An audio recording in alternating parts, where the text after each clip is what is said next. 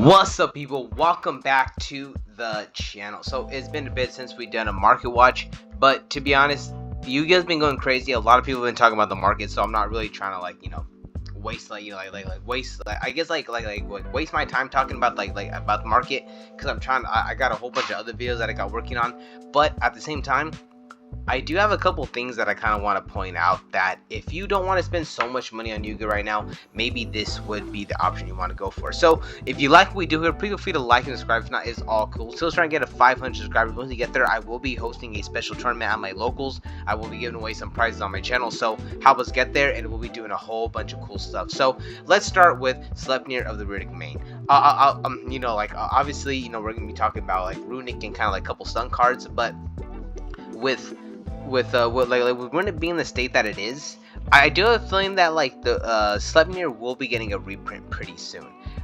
Like I said, it came out in the Duelist Nexus, so it's probably gonna be like right here in the next 10. You're probably gonna be able to get a pretty good rarity. It has been it's been kind of going everywhere. It was at kind of 9, shot up to 11, and now it's kind of at its lowest point right now.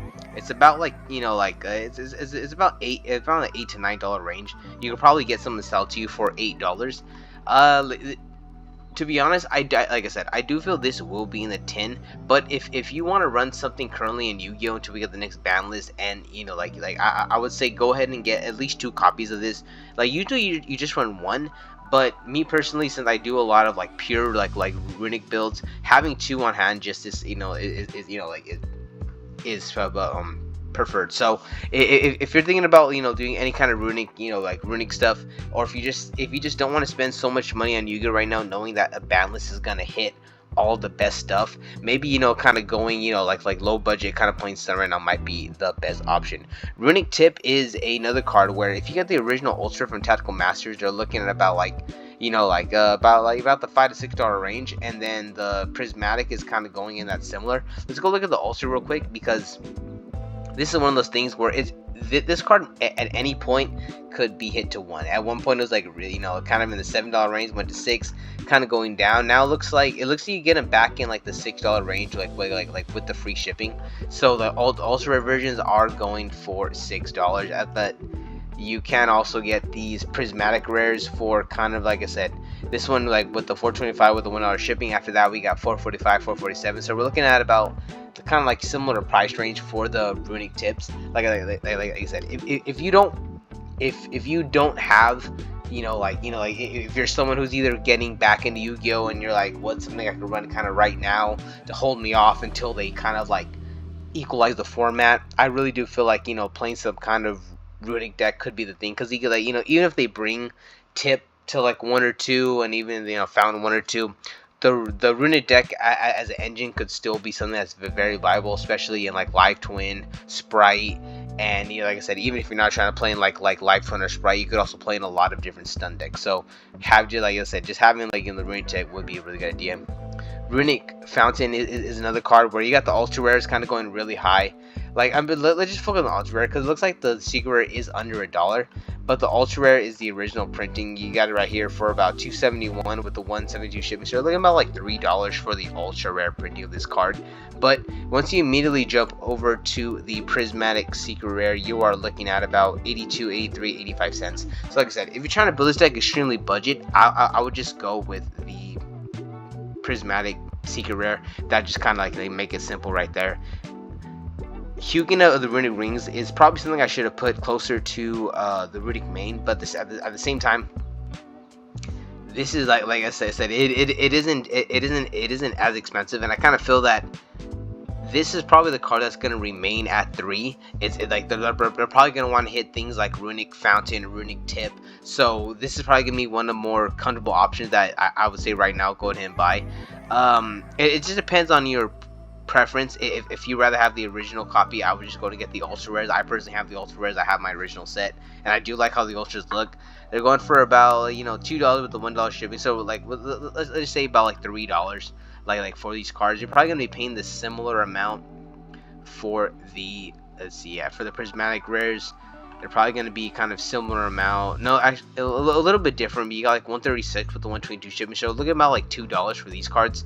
like I said, it's like a $1.50 difference. I would just get the original printing just so like potentially they might hold a little bit more value. So kind of going down, we talked about these cards already, but the Runick engine as a whole is extremely cheap. You got the Runick Destruction right here, the ultra rares going for about like 58 cents. You got all you got like the different Runick cards kind of going for about 30, 20, 39 cents. Essentially, I feel you could pick up a pretty strong and competent engine for about under $20. So like if you want to build some type of like some type of stun deck, like I said, you're gonna spend more than $20 building the entire deck. But if you just want to kind of like say, you know what, I want an engine that's not freaking $400, $500, $600, $700, you can kind of pick up the Runick engine. That'll kind of, you know, bring you for, you know, like I said, depending on how many copies that you're looking for or what things you have and don't have, anywhere from $20 to $30 for a pretty decent Runick engine. Another thing that I wanted to kind of point out is you could also run things like Fossil Dyna. There's also the barrier statues, which are like, you know, like I mean, I know the wind one is banned, but there's a lot of different barrier statues that you could also run that, you know, that could really kind of help you prevent your, you know, I mean, obviously, you know, prevent your opponent from like kind of going off, stop the special summoning. But Fossil Dyna is kind of just like one of the better generic ones. Even it has, you know, some of the most attack. You know, it also has the flip effect to where, like, you know, if you're going second, you could kind of set it, and your opponent might, you know, especially game 2 and 3, might kind of want to think twice from attacking it if they don't have a response for that flip effect. So this could kind of be a good way to determine, you know, to deter your opponent from attacking. You got the ultra rare going for about $3 to $4. Commons, you know, like the commons are like, you know, like anywhere from like $2 to like $1. Premium gold says max, you know, like max price right here. To be honest, I think one of the better ones, if you just like, if you don't want like a vanilla copy, I would just go for the super rares, because you could probably end up getting a lot of these. Like, you got the moderate plate right here for about like $1.49, but then you can probably go here near mint, you know, like near mint limited for about like $3.23. So like to be honest, like when you start going deeper into a lot of these prices, even though some of these say like, you know, some like this right here says like, oh, Astra Pack 190. You gotta understand that you're probably gonna be paying like $3 to $4 for this common. Same thing for the super. Same thing for the premium gold. It's like it says market price 157, but there's probably like a $2 version of this card. So be mindful that any version of Fossil Dyna is gonna be at least $2 to $3.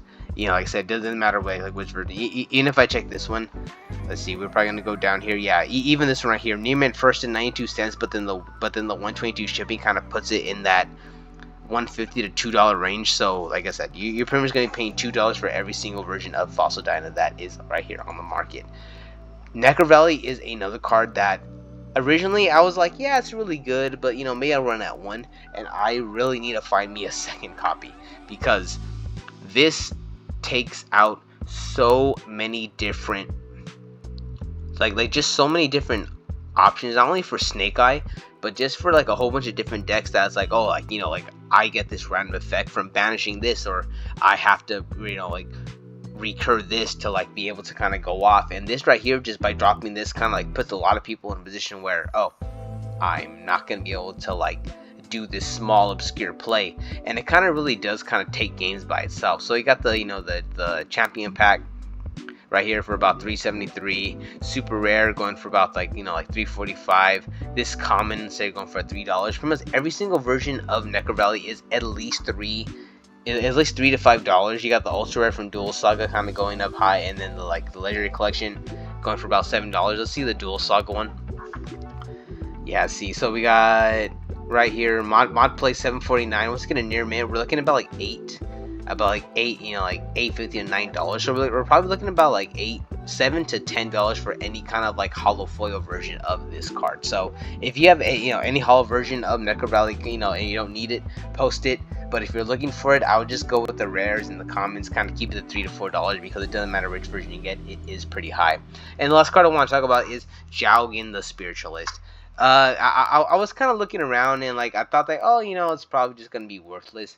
But in this upcoming format where we have a lot of tier 0 decks, a lot of people might just, especially in the local casual competitive level, they might just kind of flock to cards like this. So if you're trying to run stun, I would just go ahead and probably buy your common version, you know, like maybe even your rare version right here, because like, to be honest, I would kind of be looking at the rare. You got the Labyrinth, a nightmare version right here. You got the heavy blades for like, you know, like 86 cents. But like once you get to, let's see, damage first dead, moderately played, I'm pretty sure like once you get to like the light played first editions, I mean like light plate unlives, yeah, like light plate unlives for about like 220, near mint unlives 225, you know, so like pretty much like you're looking at about like $2 to $3 for this card right here. So like I said, I would just go ahead and get, I would just probably get kind of pick with like the, you know, like the older kind of rare ones, the ones from like Labyrinth and Nightmare, maybe in the ones from Dark Beginnings before they kind of go up crazy, because I do see this one kind of going up really high.